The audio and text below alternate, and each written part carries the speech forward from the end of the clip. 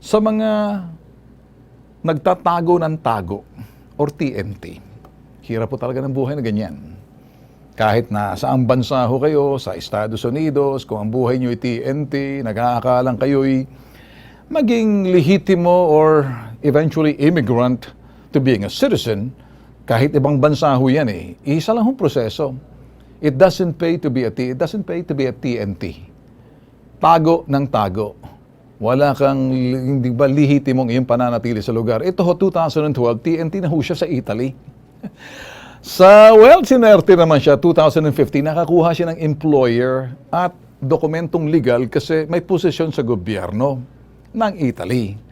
Alam niyo ba, ngayon, mag-i-expire na ho ngayong Nobyembre 2018, kanyang Italian visa. Bumalik na ho siya, ay dumating yung kanyang visa at gusto niyong umalis. Abay, alanganin ho, kasi mag-expire na pagkatapos magti-TNT uli. Gusto niyang sumugal. Lumapit ho sa amin. Mas maganda ho siguro panoorin na matuto ho kayo. Eto.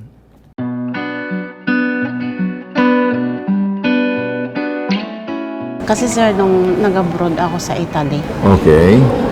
2009. Tapos, naging TNT ako hanggang 2012. Kasi lumabas ang papel ko 2015. Okay. May papel ko na sa Italy. Meron na po. Bumalik po ako dito kasi hindi po ako makakuha ng employer noon. Maghihingi lang po ako ng assurance kung yung ligtas pa ho akong bumalik doon.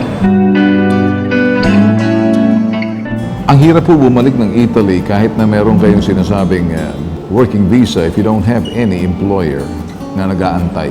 Dalawang klaseng visa lang naman yan eh. Working visa or immigrant visa. Immigrant allowed to work. Working visa, temporary lang yan. Conditional. Huwag kang umalis hanggat walang employer, guarantor, na sila'y tatayo, na ikay asikasuhin nila, ito yung trabaho mo, ito yung sweldo mo, ito yung mga benepisyo mo, na pagkatapos ng kontrata mo, i-rehistore na nag-expired, pwede ka nila ulit bigyan ng working visa, sila rin ang process. Hindi ka pwede mag-apply ng working visa mo nang wala kang wala kang principal, wala kang guarantor. Sasabit ho kayo. Mahirap dyan, baka mamaya ikulong pa muna kayo sa immigration, mga 3-4 na araw, i-deport din kayo. Sayang pamasahe mo. Naliwanawan ho na ba kayo? Yes, sir. Okay. Huwag niyo ituloy. Please lang. Thank you, sir. Para doon sa mga kababayan ho natin mga Pinoy, overseas, saan man kayo naroroon, kung kayo ho'y medyo illegal alien na ho, TNT lang, good luck ho sa inyo, halong dasal na rin. Malay nyo, baka may swinerte dyan, ay pwede na namin ho kayo makakuha ng, reasons to stay there. Kung makapangasawa ho kayo, pag medyo fixed marriage ho kasi delikado.